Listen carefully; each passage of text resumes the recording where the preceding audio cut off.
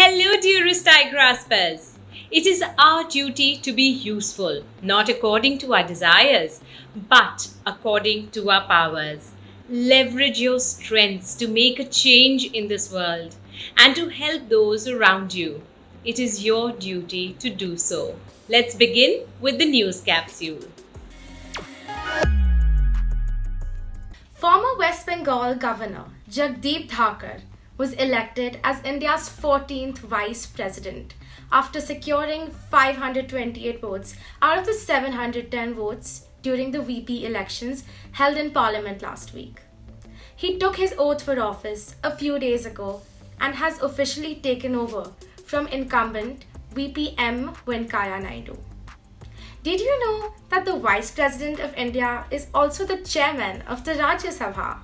This will be the first time in India that the chairs of both houses of parliament will be from Rajasthan. We congratulate Mr. Dhakar and wish him all the best for his term.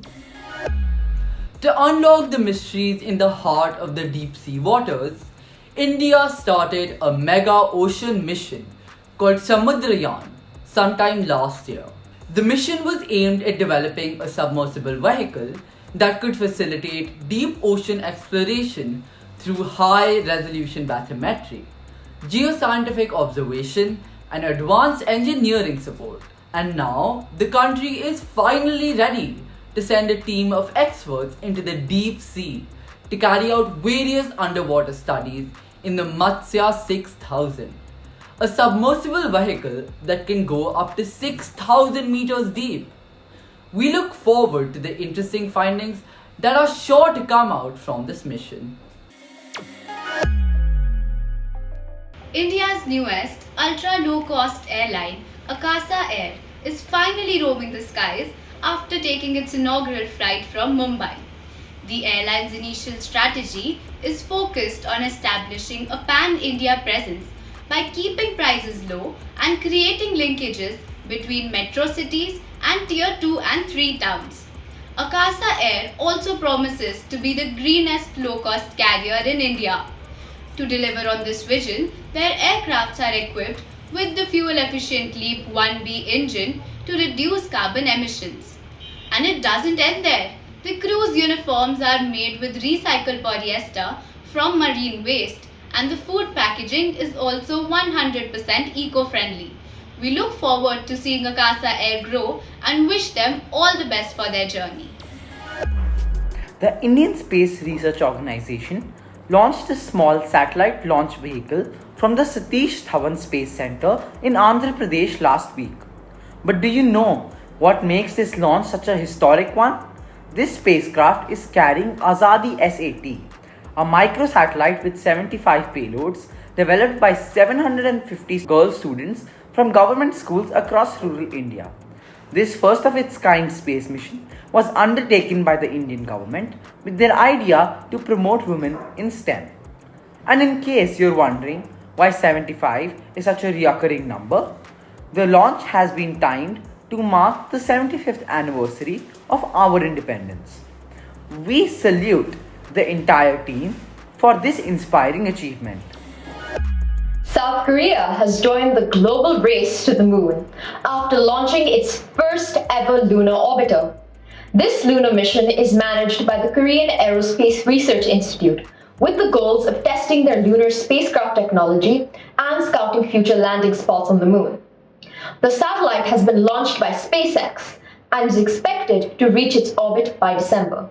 Do you know that if it is successful, it will be joining Indian, US, and Chinese spacecrafts that are currently operating around the moon? Additionally, India, Russia, and Japan also have new moon missions launching soon. Looks like it's going to get quite crowded in space soon. For years now, Florida has been desperate to remove Burmese pythons that prey on deer, raccoons, possums, and fox in their land. Experts warn that the pythons could wipe out entire populations of native species if they are not eradicated. As a response to this crisis, The state of Florida started the infamous Python Challenge back in 2013, where snake hunters would congregate in hundreds in search for these snakes to win thousands of dollars in prize money. The 2022 edition of this event kicked off last week and saw almost 800 competitors come together to kill these deadly snakes. Since 2000, more than 17,000 pythons have been removed from the ecosystem. The Commonwealth Games 2022 came to an end this week after a mesmerizing closing ceremony in Birmingham. India ended this year's Games with a total of 61 medals, including 22 golds. And here is a quick roundup of our country's golden performance at the Games. Ravi Kumar Dahiya, Naveen, Bajrang Punya, Sakshi Malik, Deepak Punya and Vinesh Phogat won a total of 6 gold medals in their respective categories for wrestling freestyle. Did you know that this is Vinesh's 3rd consecutive gold medal at the CWG, making it a hat-trick performance? Badminton stalwarts PV Sindhu and Lakshya Sen both won gold for their category in badminton singles, while Satvik Sairaj Rankireddy and Chirag Shetty won the gold for badminton men's double. Nikhat Zareen, Neetu Gangas and Amit Bangal won a total of 3 gold medals after a spectacular set of games in boxing for their respective weight categories. Sharat Kamal made history by winning gold in table tennis men's single, a medal he had won before in 2006 as well. He went on to win a 2nd gold medal at the Games with his teammates Satya Gananasekaran, Harmeet Desai and Sanil Shetty for table tennis men's team, and a 3rd gold medal with Srija Akula for the mixed team. Bhavina Patel added to a 4th gold medal for India's table tennis score by winning the women's single, classes 3 to 5. Over at the weightlifting category, Mirabai Chanu, Jeremy Radhanunga and Achinta Shioli won a total of 3 gold medals for India, while Sudhir was the first Indian to win a gold in para powerlifting men's heavyweight. Lastly, the Indian team of Lovely Chaube, Pinky, Nayan Moni Sekia and Rupa Rani Tirke won a gold in lawn bowls women's. And El Rose Paul won a bombshell of a gold in men's triple jump. What a splendid performance by the Indian contingent! The 44th FIDE Chess Olympiad came to a close earlier this week in Chennai. Did you know that Vishwanathan Anand, the legendary Indian chess player and 5-time world champion, was recently elected as the deputy president of the International Chess Federation? The matchups were closely fought and final results went down to the last day. The India B team, consisting of Pragnananda, Gukesh, Nihal, Ronak and Adiban, won the bronze medal after defeating Germany 3-1 in their final round. And the India A women's side also finished 3rd of the tournament after losing 1-3 to the USA on the last day. Uzbekistan's men's team bagged the gold medal with a 2-1 win over Netherlands, while the Ukraine's women's team won gold for their category. We congratulate all the medalists for their fantastic performance.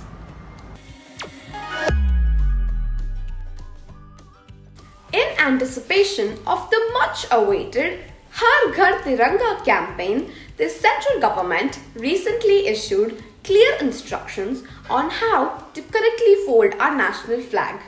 And in case you've missed it, we have the steps right here for you. First, place the flag horizontally and then fold the saffron and green bands under the middle white band. After that, fold the white band in such a way that only the Ashoka Chakra is seen with parts of saffron and green bands. Then, when the process is complete, carry the folded flag on palms or arms to store it safely. Don't forget to follow these steps closely as you celebrate 75 years of Indian independence tomorrow by waving our flag high.